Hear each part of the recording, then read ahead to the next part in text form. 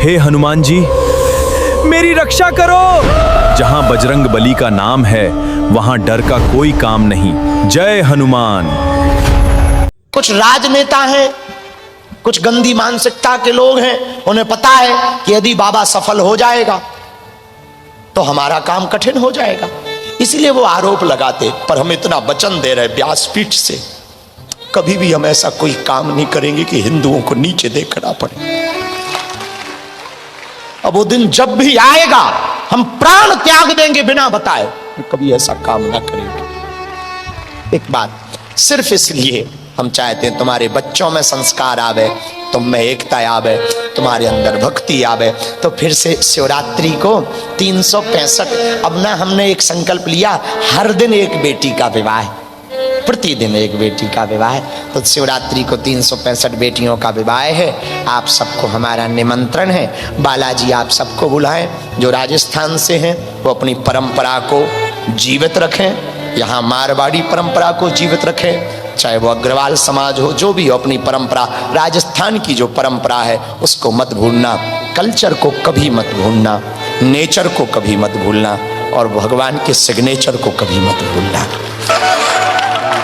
और भैया, बेटियां घर पे हो तो श्राप मत समझना, वरदान समझना। भिखारियों के घर बेटियां पैदा नहीं होती हैं, अमीरों के घर बेटियां पैदा होती हैं। जिनका दिल अमीर होता ना, उनके घर बेटियां पैदा। और पुत्र तो एक वंश की महिमा बढ़ाते, बेटियां दोनों खानदान की महिमा बढ़ाती हैं।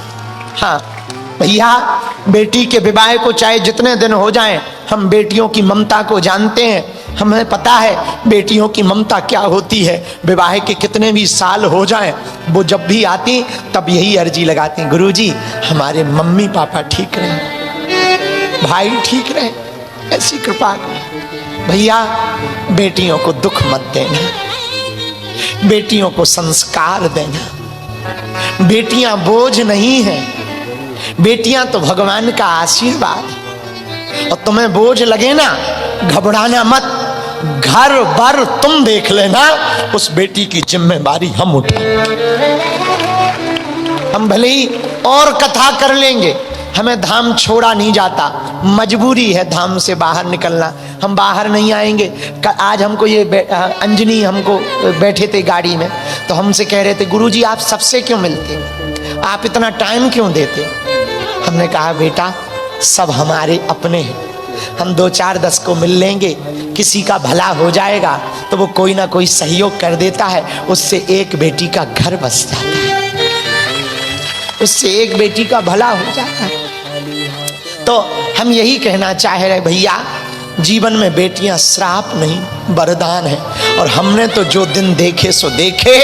आज हैदराबाद भाग्यनगर के इस कथा की व्यासपीठ पर सामने बालाजी बैठे हैं, सन्यासी बाबा बैठे हैं, उनके सामने प्रार्थना कर रहे कि हमने तो जो दिन देखे भूखे रहे। अपने गांव में, जिस गांव में हमारा जन्म हुआ, 8-8, 9 दिन भीख मांगी, तब भी किसी के घर चावल मिलते थे, किसी के घर आलू मिलता था, किसी के घर में नमक मिलता था।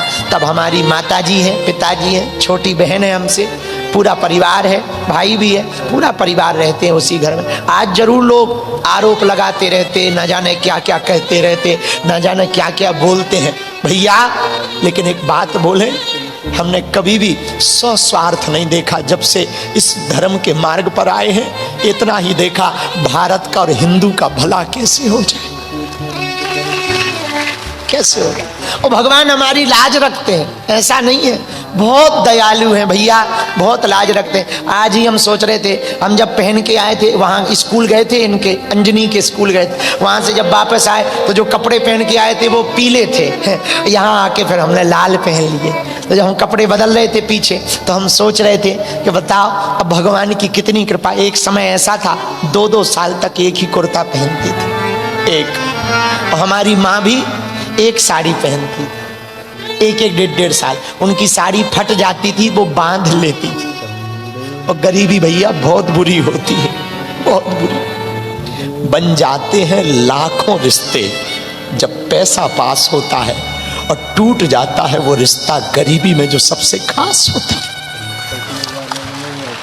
गरीबों का कोई नहीं होता। सब कहने की बातें हैं, गरीबों का कोई नहीं होता। मंच पर भी गरीब नहीं आते, अमीर ही आते हैं। हाँ, गरीबों का तो सिर्फ भगवान होता। लेकिन जो सबसे लास्ट तक खड़े हैं, हम देख रहे, हमें बड़ा कष्ट है, बैठने की जगह नहीं। वहां खजूर के पेड़ के नीचे बेचारे 2 बजे से खड़े हुए हैं। जाओ भैया, जिनने कथा सुनी, हम कुछ जानते नहीं भगवान की प्रार्थना के अलावा, जाओ, जैसी भगवान ने हमारी सुनी, तुम्हारी भी दिन बालाजी बदलेगी, तुम्हारी भी दिन बदलेगी। दिन भगवान को बदलते देर नहीं लगती भैया, पर उन दिनों में भी भूल ना जाना। थोड़ी सी भी तुम्हारे पास क्षमता आए ना, किसी की मदद करना ना भूलना।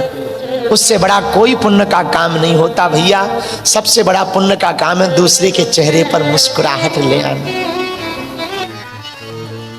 हाँ हाँ, मां भी महात्मा से कम नहीं होती। हमने ऐसे बच्चे देखे मंदिरों की पूजा कर रहे हैं, बड़ा बड़ा दान कर रहे हैं, पर माँ बाप वृद्धाश्रम में।